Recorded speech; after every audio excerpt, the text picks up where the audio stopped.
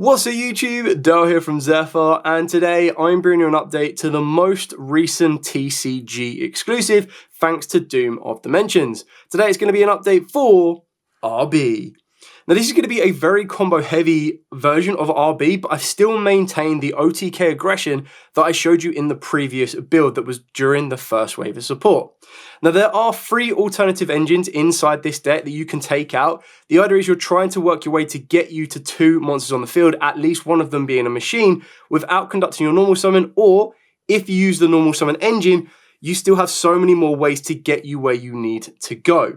I'll show you a demo combo at the end of the video as well, so you have a bit of an idea of how you're trying to push for either the OTK or how you're trying to push for a very defensive go first board from 2 cards.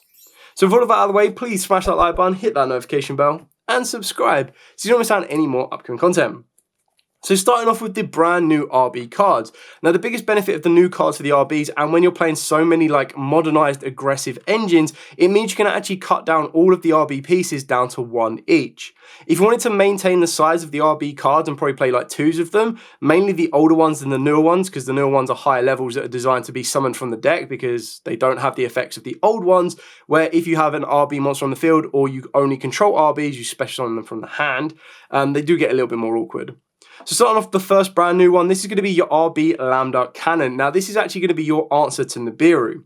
Now the reason this is an answer to Nibiru is on normal or special, you get to target an RB monster in your grave, except itself, and then add it to the hand. However, when this card is linked to an RB link monster, you get to pay 1200 life points, destroy this card, and if you do, you look at your opponent's hand, and then you get to special summon a monster from it to their field, but you negate its effects. So the idea is you can get to this before your 5th summon, look at your opponent's hand, see a Nibiru, and go, cool, that's coming to your field in defense position. I don't need to worry about it being actually that aggressive. And then not only can you shut off stuff like Evenly Matched and probably more commonly Infinite Impermanence, but you also then don't need to worry about Nibiru. The other brand new RB card that we're going to be playing one of is going to be the RB Lambda Blade. So if this card is normal or special, you get to send an RB card from the deck to the grave, except itself.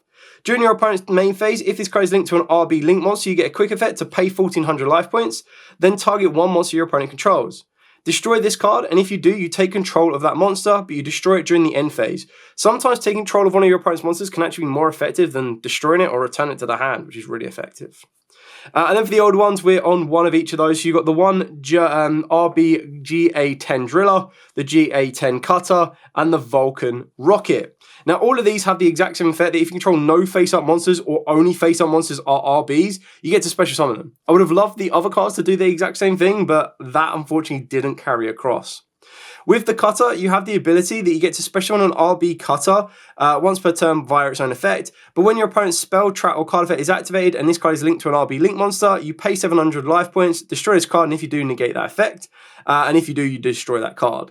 The Vulcan Rocket is your more aggressive one, that if this card is linked to an RB monster, you pay 1000 life points to then target up to 2 cards your opponent controls and destroy them, and then if you do, you inflict 500 damage to your opponent for each card destroyed. And then for the Driller, is you get a quick effect to pay 500 to target a monster your opponent controls and destroy both that monster and this card. So these are your more aggressive, like out and out ones, and they're the ones that just lets you special summon them for free, but you don't need to lean into them that heavily.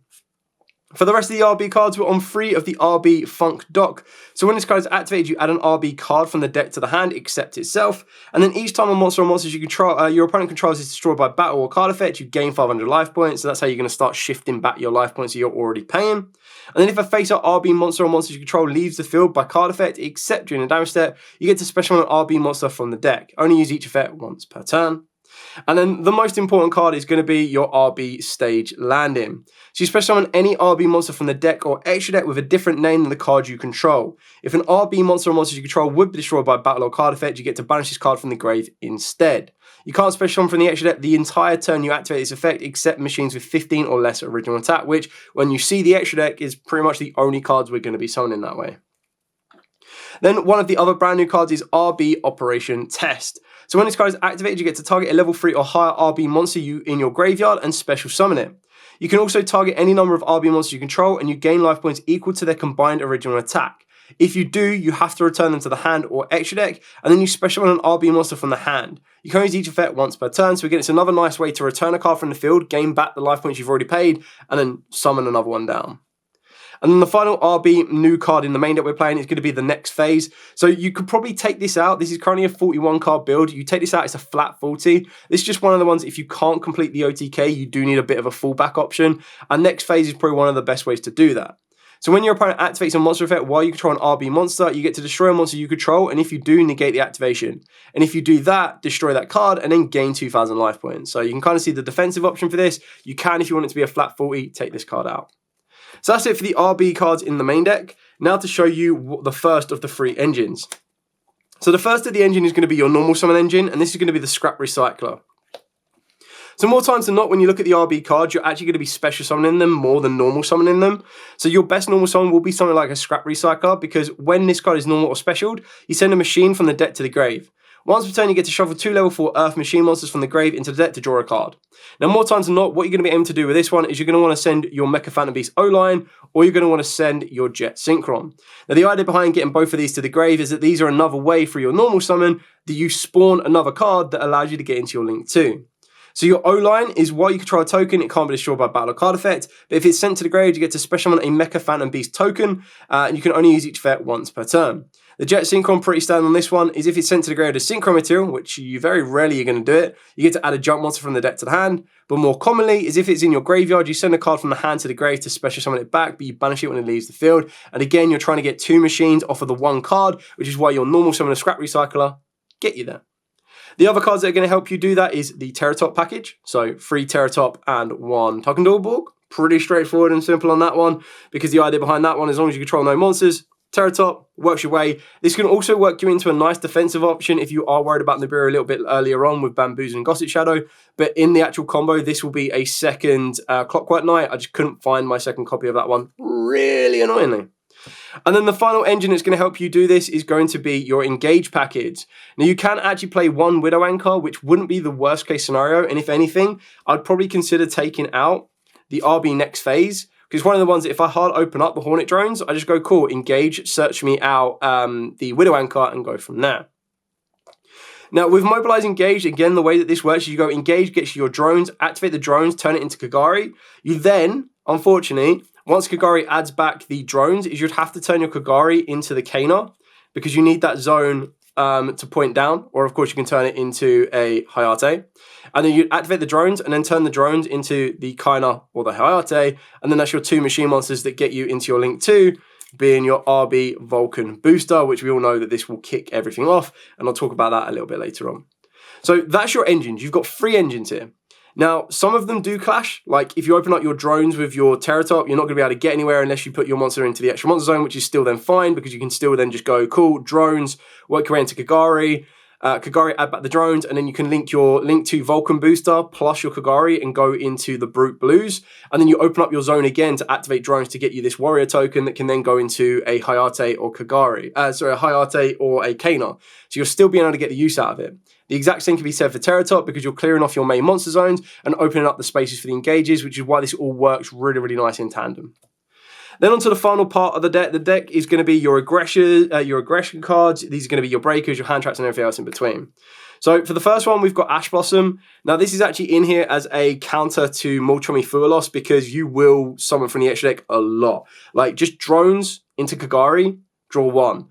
Then drones again into Kana or Hayate, draw 2. Then you're going to go into Vulcan Booster, draw 3, and then you're going to work your way into your Link 3, draw 4. So like you're guaranteed to give your opponent 4 draws, which is why you need a card like Ash Blossom. Rather than a defensive option to use Ash Blossom on your opponent's turn, you're probably going to be saving it for a Fualos.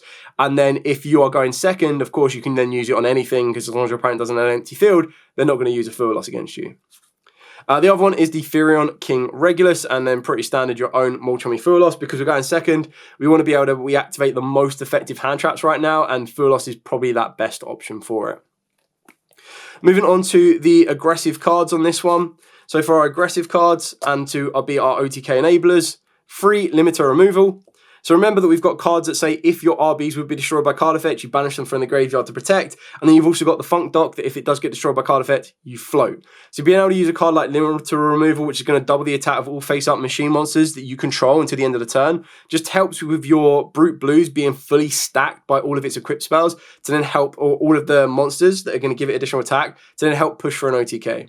You don't have to play this card. This card opens up the door to even be more combo pieces should you want to. It could be more aggressors, it could be Perulias, it could be Bells, it could be anything that's going to really, really help you.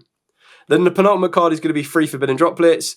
Again, you can also consider stuff like Raigekis, Triple Tactics Thrusts, Dark Holes sometimes can be quite useful because you can like Dark Hole and then you clear your field off again and just go, cool, engage, or you go Terror Top and then work it on from there.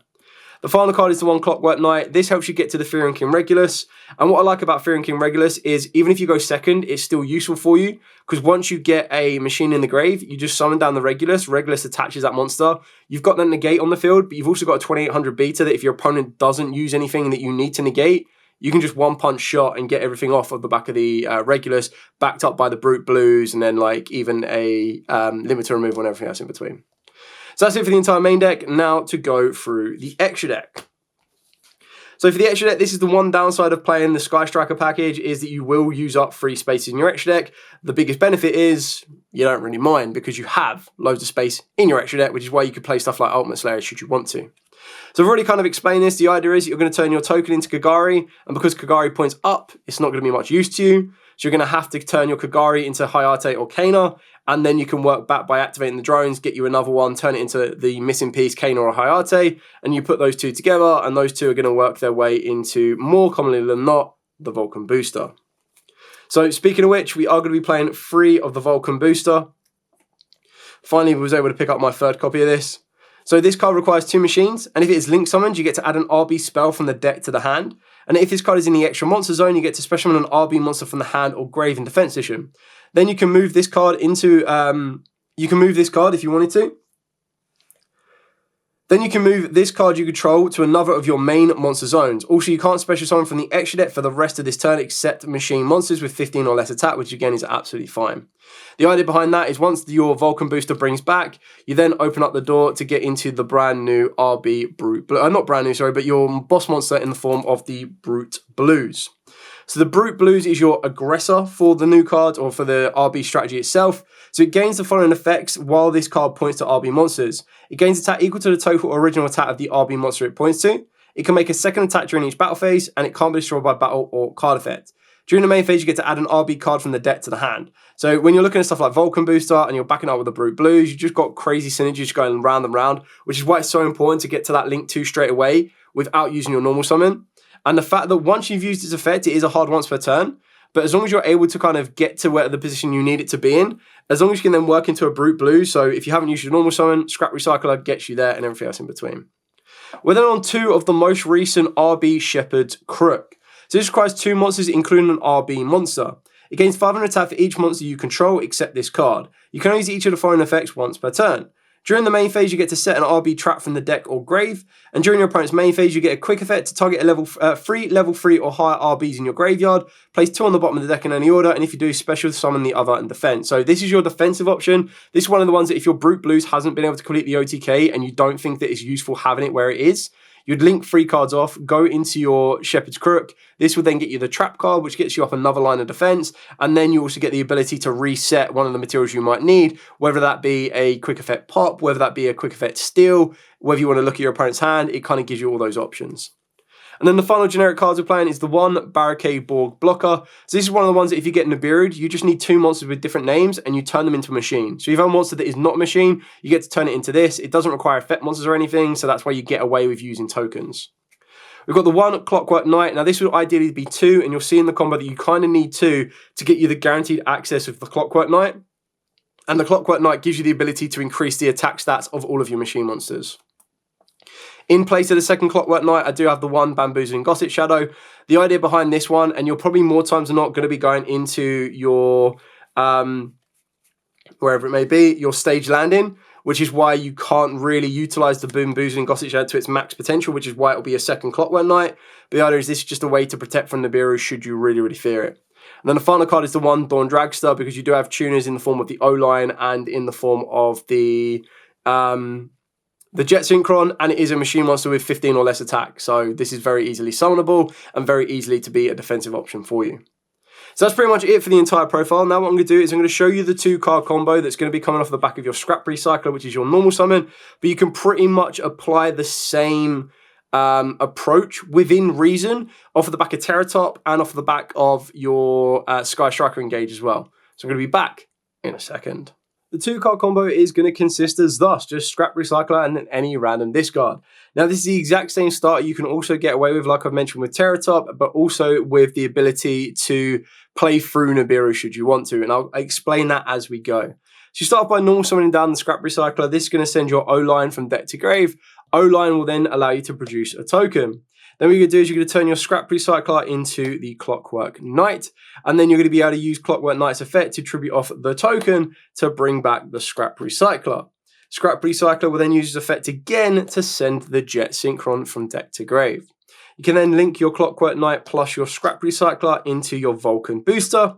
Your Vulcan Booster will then grab you your RB Funk Dock.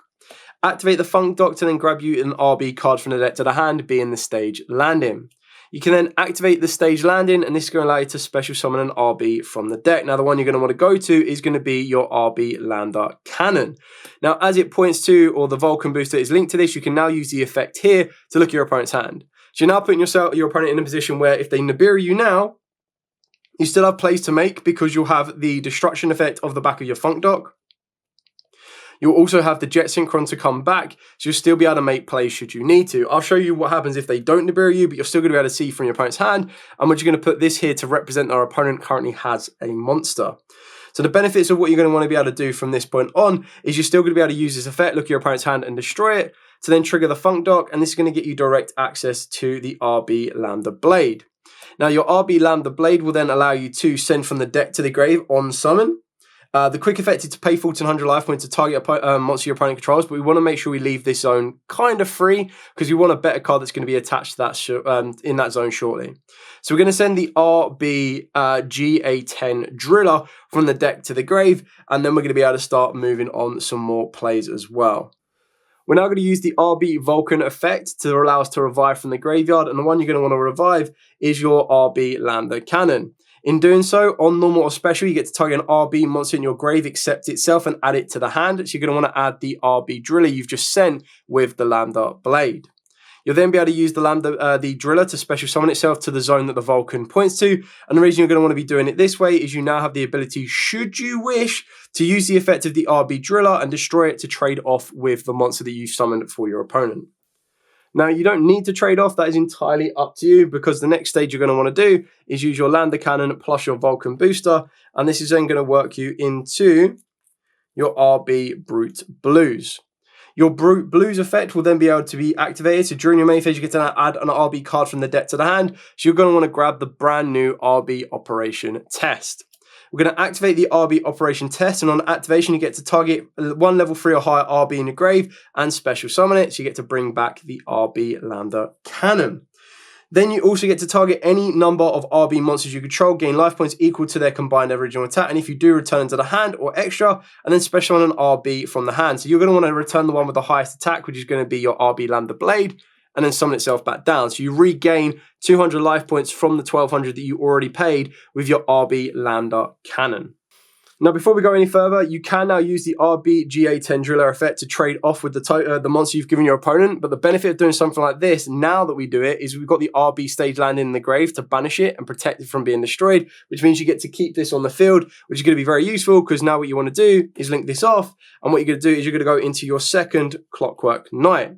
Now, the benefit of this particular position that we find ourselves in now is we have a continuous face-up spell that we can send with our Clockwork Knight to give us direct access to the Clockwork Knight itself. So you don't want to activate this. This is actually going to be one of the cards you're going to want to send, which is going to be really, really helpful for you. So you don't need to rush off and do anything too crazy just yet. So now what you're going to do is you're going to use the Jet effect in the graveyard to summon itself back to the field and send your Clockwork Knight. And in doing so, you've got the ability to start making some synchro plays. And one that you might be familiar with is we're going to use the Jet Synchron and we're going to use the RB Lander Cannon, which is a level 6. And this is going to get us into an FA Dawn Dragster. Now, we're not done there yet. You kind of want to remember the one random card we had on hand at the start, where we're going to use the graveyard effect of the Clockwork Knight to allow us to discard a card to add an Earth Machine monster from our deck to the hand. So we're going to be able to banish this, discard that random card in our hand, and this will then allow us to grab the Firion King Regulus. We can now summon down the Firion King Regulus by targeting a machine in the grave, so you've got loads of options to choose from. Let's go with the O-Line. And this is currently what it looks like, but don't worry, this isn't how it ends. So as an aggressive option, what you've got, just imagine that we do have, like even with our remaining hand. So remember, if this is going second, we're going to have 1, 2, 3, 4 more additional cards. So they can be breakers, they could be limiter removals, you name it. If they are limiter removals, you're going to make these in a bit more of an aggressive manner. But you also have the option, if you wanted to link these off and make a link 2 that's going to be more effective for you. If you want to be going defensive because maybe you've had to go first, what you now also have the option for, now that your RB Brute Blues has pretty much done its job, is you can work your way into the RB Brute Blues plus the Clockwork Knight and the RB Lambda Blade. And this will then allow you to go into the brand new RB Shepherd's Crook. The Shepherd's Crook effect will then allow you to set an RB trap from the deck or graveyard. So that's going to be able to get you access to the trap card itself. Your RB next phase. So you've got a spell negate off the back of your Dawn Dragster. You've then got the Omni negate off the back of the Regulus. You've got an Omni negate off the back of the RB next phase. And even then, during your opponent's turn, you still have the Shepherd's Crook's effect. That during your opponent's main phase, quick effect, you get to set an you get to target 3 level 3 or higher RB monsters in the graveyard. Place 2 on the bottom, and if you do, special summon the others in defense. So you've got your Lambda Blade, you've got your Cannon, and then you've got your Driller. So you'd put whichever one you want. Now, the most effective to have will either be the Blade for a technical snatch steal, or you go for the Driller, which will give you the ability for a 500 life points, target and destroy. So you've got the option of either one of those two. The rest go back to the deck, recycle. You've still got those 4 cards in the hand. So what you've now done is you've got a counter trap Omni, you've got a spell negate, you've then got a Omni off the back of this one, and then you've got a pop or a snatch steal. So that's if you're going first. If you're going second, like we said, we basically just rewind this a little bit. You'd probably then ultimately end up summoning out the Lambda Blade in attack. You'd have your Brute Blues up here, and you'd have your Clockwork Knight here. So your weakest aspect right now is the Clockwork Knight currently stuck in attack. But again, if you've got any of your extenders in these 4 cards, you can just add a Shepherd's Crook to this if you wanted to.